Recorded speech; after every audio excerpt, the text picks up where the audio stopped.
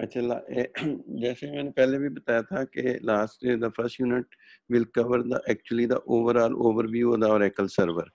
तो उसमें Oracle instance और फिजिकल फाइल्स दोनों जो उसमें कंबाइंड है, वो फिर user process, server process.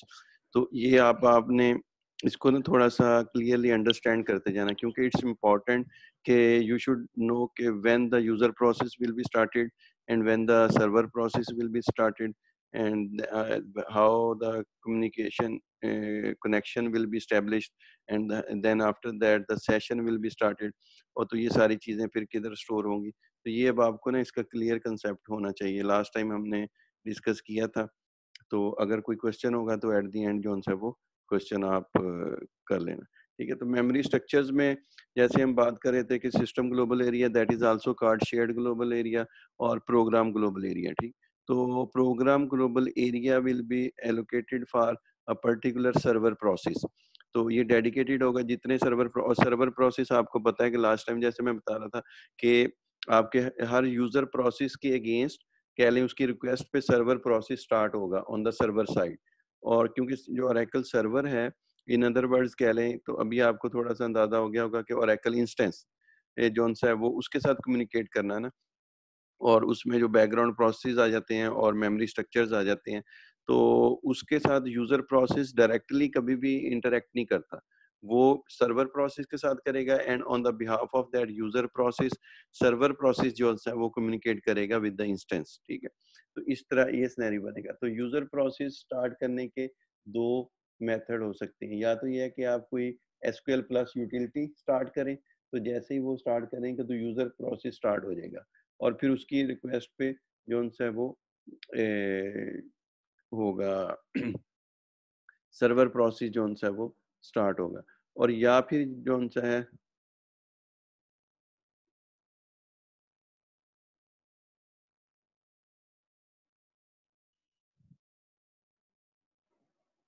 Excuse me sir, आवाज नहीं आ रही। अच्छा,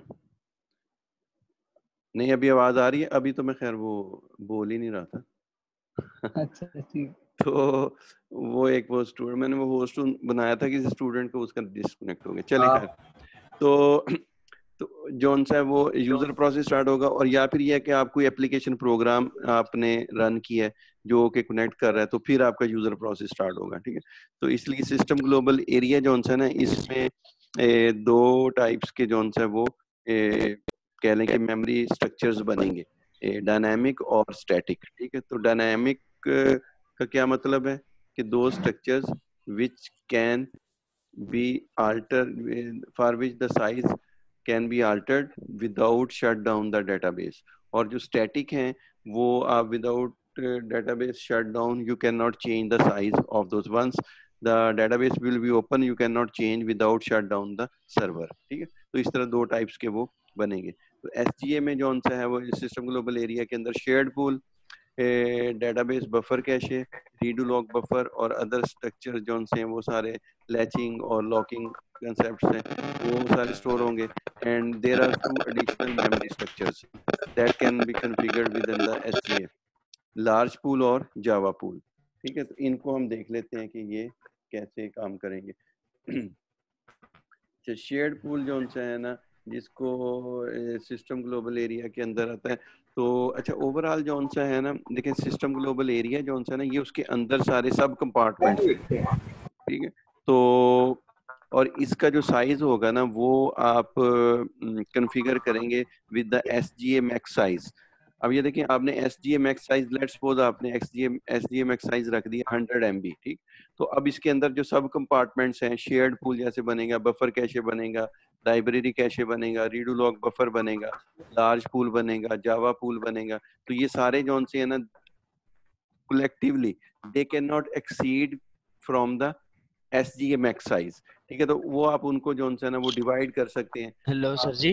जी sir ji, sir ji if you don't mind जरा इन सबको जो है ना आप जरा आप म्यूट कर दें सर जी, आवाज आपकी ठीक नहीं आ रही इनके पीछे शोर की वजह से। अच्छा ठीक है यार, जी सर। ये आप लोग खुद क्यों नहीं म्यूट करते, जब आप लोगों को कहा हुआ है कि जब हो तो म्यूट कर लें।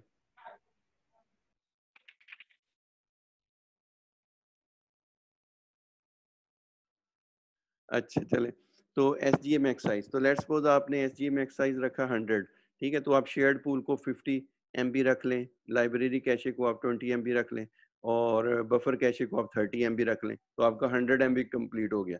तो इसके अलावा फिर आप जो है वो कलेक्टिवली 100 MB से इंक्रीज नहीं कर सकते, ठीक है। तो इस तरह you will control the overall system global area, shared global area by using this S G M X size.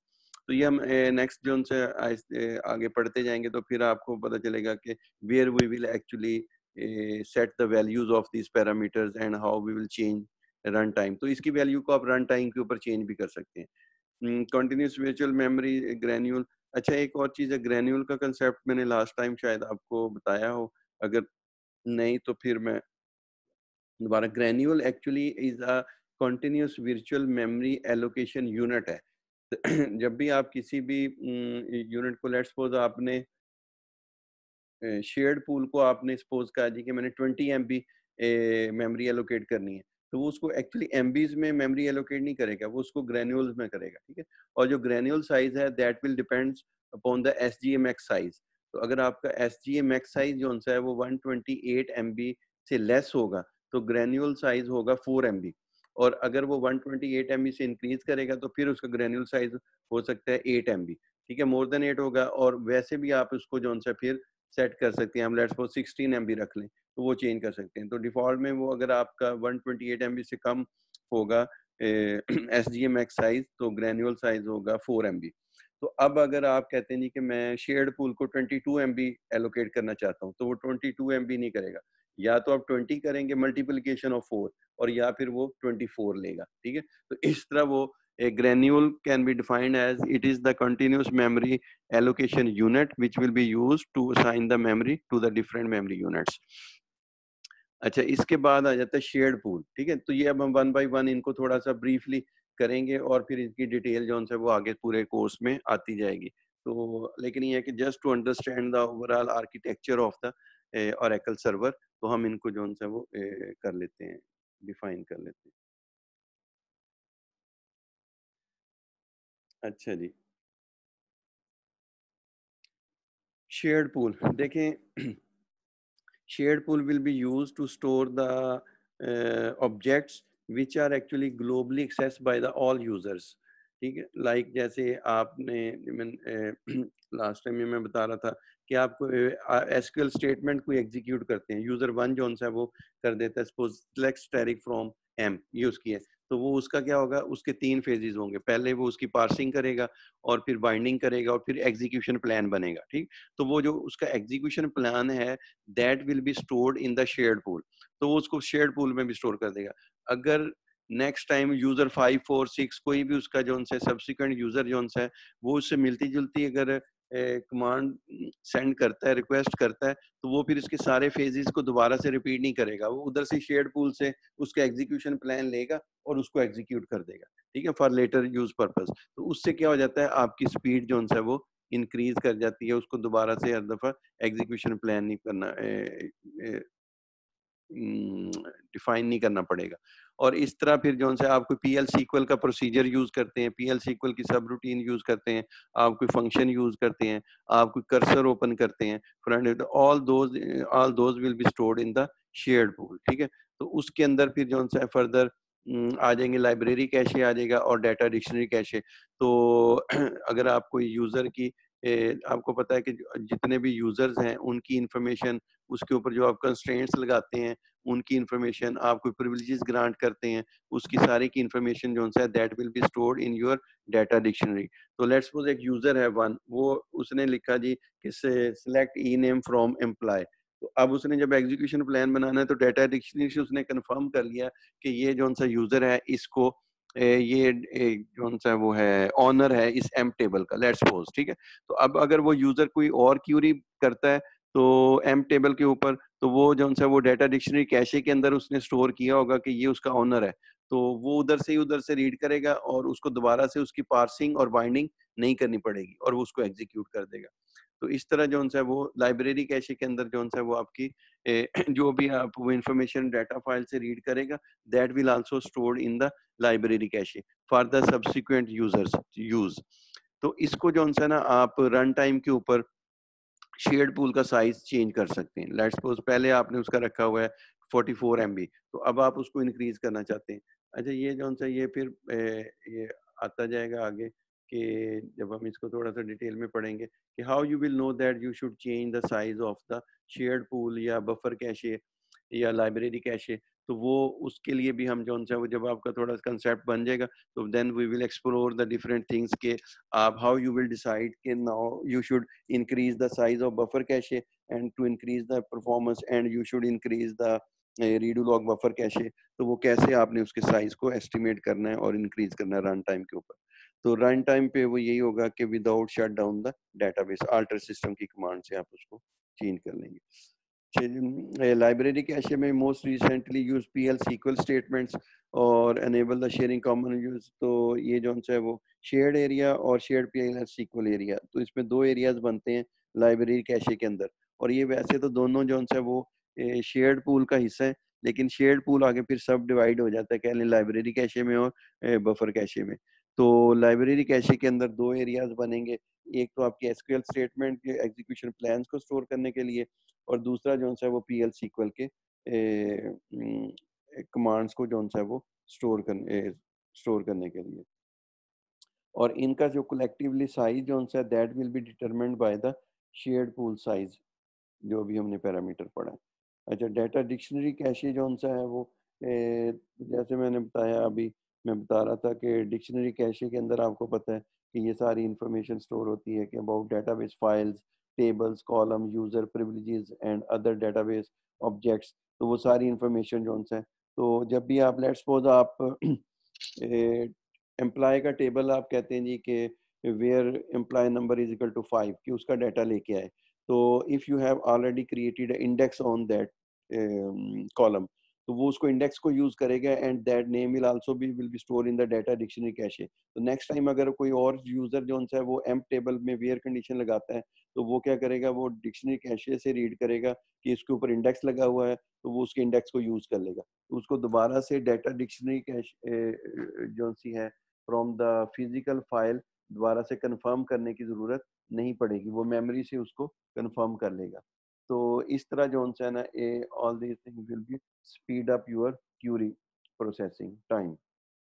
और साइज जो है इसका भी डिटरमिन होगा, क्योंकि शेयर्ड पूल को आप जब साइज देंगे तो दैट विल बी सब divided into the library cache और बफर कैशे, तो वो उसमें कर लेगा।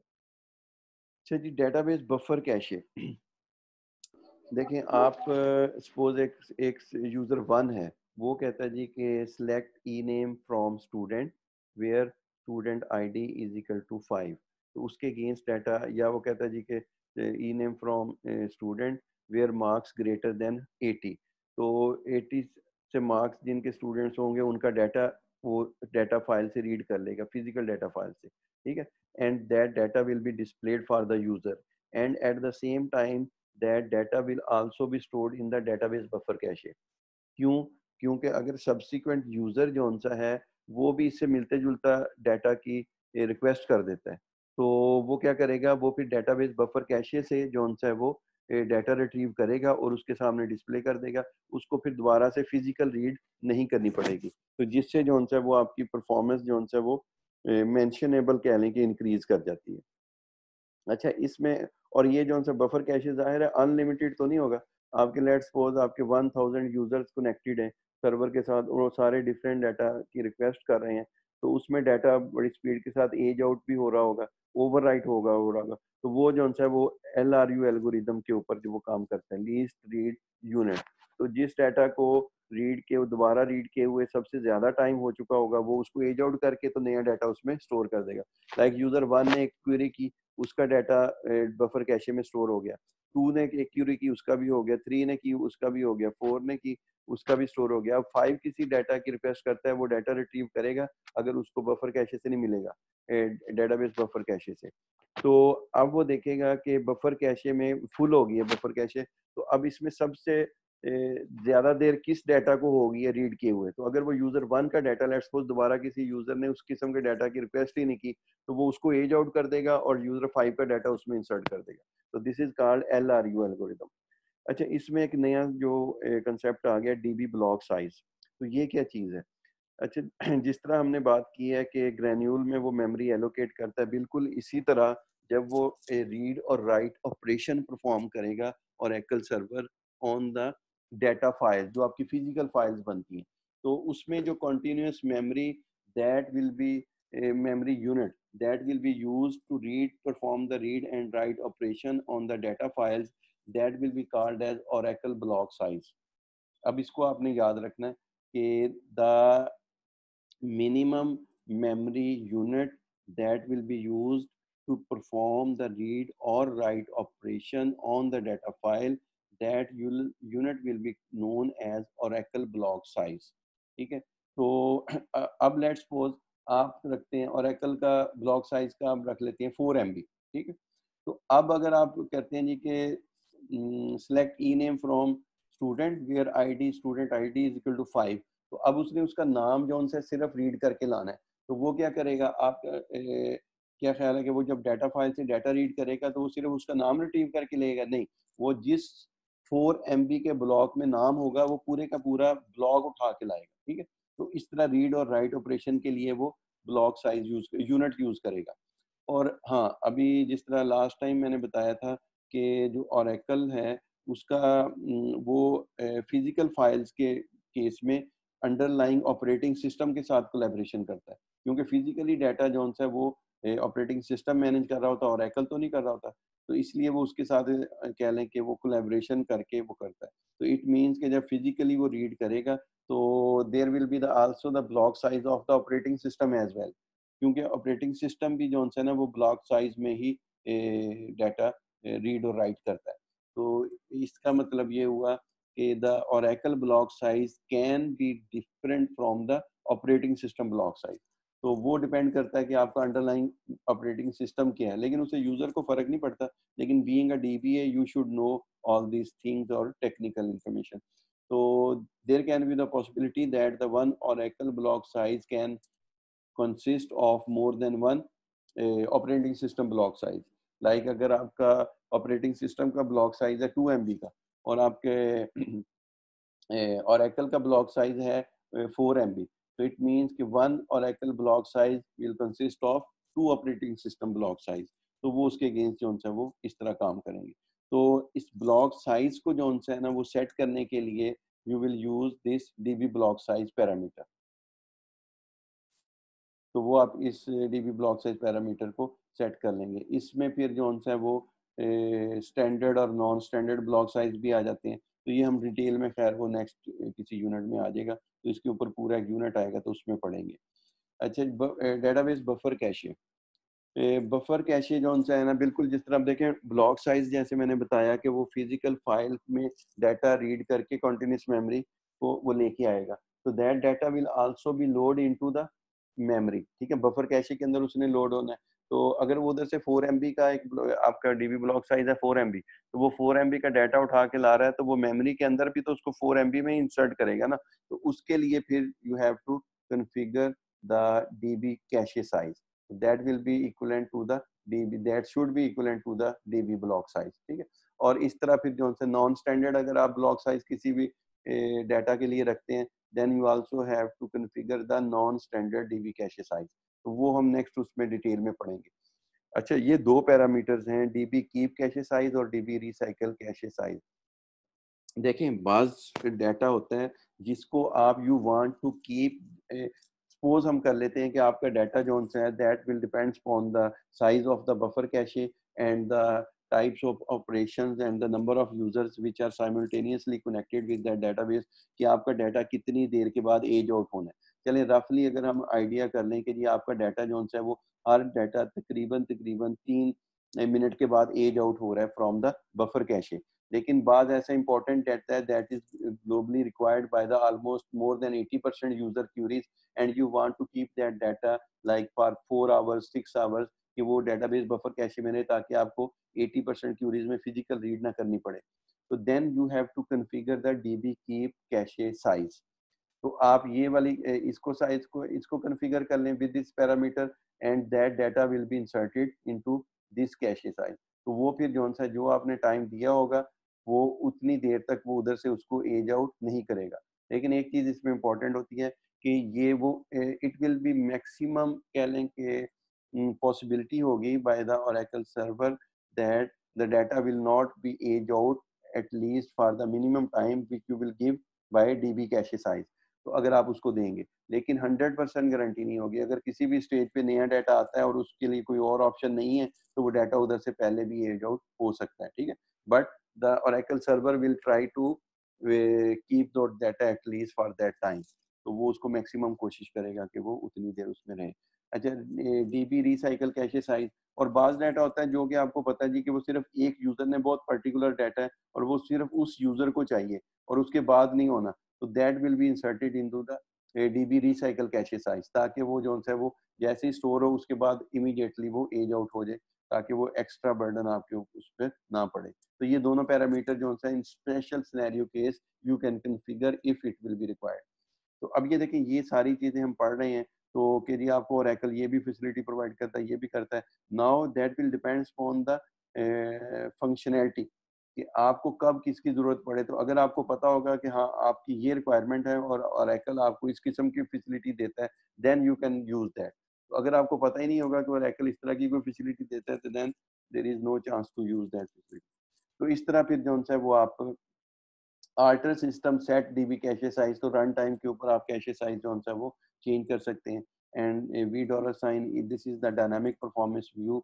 तो इसको भी हम नेक्स्ट किसी यूनिट में आ जाएगा कि डायनामिक परफॉर्मेंस व्यू क्या होता है, उसको डिटेल में डिस्कस करेंगे। तो अभी हम सिर्फ इतना देख कर लेते हैं कि these are the information which you can retrieve from the different structures to get the idea about the state, about the functioning and about the requirements of the database server। तो वो आप जो है ना, तो इसको आप क्यूरी कर सकते हैं वी डॉलर से। आप देखना चाहते हैं कि इस वक्त आपने कितनी स्टैंडर्ड और non standard cache sizes configure की हुई हैं, ठीक है। तो आप डीबी अभी नए आए हैं तो आप उसी वक्त V dollar sign DB cache size को एडवाइस को आप क्यूरी करेंगे तो it will display all the number of cache sizes which will be configured for that server. तो इस तरह आप इसकी इंफॉर्मेशन दे सकते हैं। अच्छा, रीडू लॉग बफर कैशे जो सा है ये purely for recovery purpose use होती है कि अगर आप कोई भी किसी भी किस्म की चेंज करते हैं डेटाबेस के अंदर। लेट्स सपोज हम इसको बड़ा सिंपलेस्ट वे में करते हैं। चलिए 36 मिनट हो गए तो मैं 2-3 मिनट के बाद ना ये सेशन को ख़त्म करके तो नया सेशन क्रिएट करके ना तो आपको अभी लिंक सेंड कर दूंगा, तो साथ ही रहे ताकि हम ये कोशिश करते हैं कि ये जितना हो तो इसको कवर कर लें। अच्छा, डीबी बफर कैशे जो सा है वो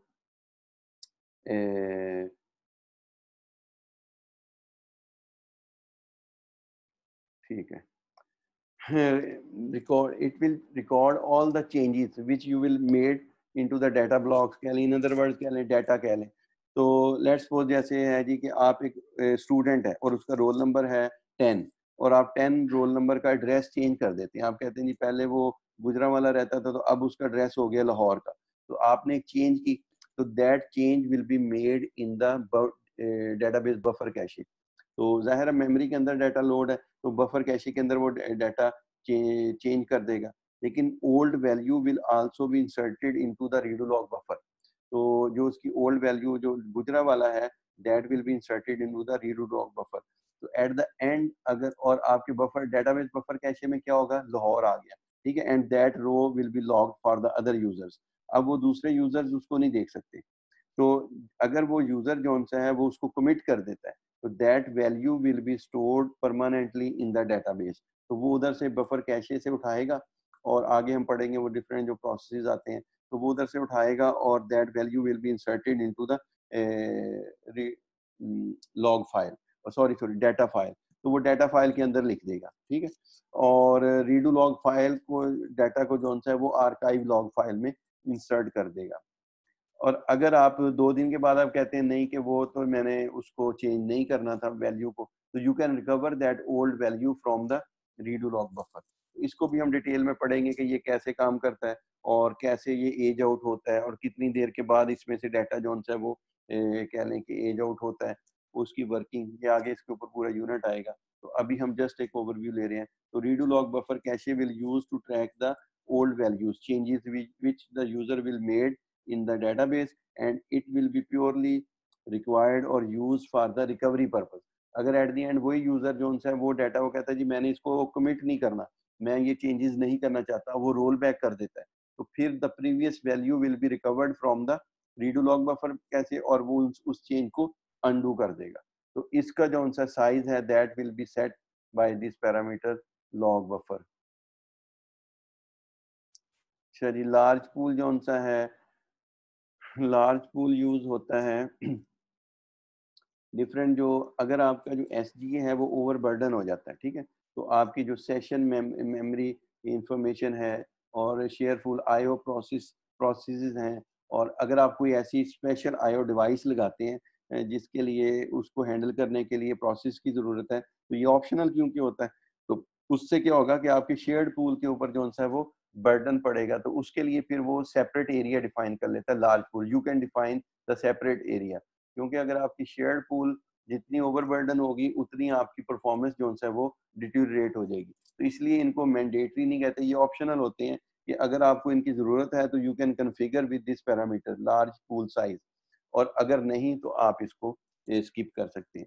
और बैकअप एंड रीस्टोर ऑपरेशंस और आरमैन आरमून है, पैरेलल एग्जीक्यूशन में मैसेज बफर है, तो ये डिफरेंट एक्चुअली ऑप्शंस हैं। अगर आपको बैकअप और रिस्टोरेशन करते हैं और आपको एक्स्ट्रा मेमोरी की जरूरत है तो देन यू कैन कॉन्फ़िगर, और इसको यूज करने के लिए you have to set this parameter parallel automatic tuning.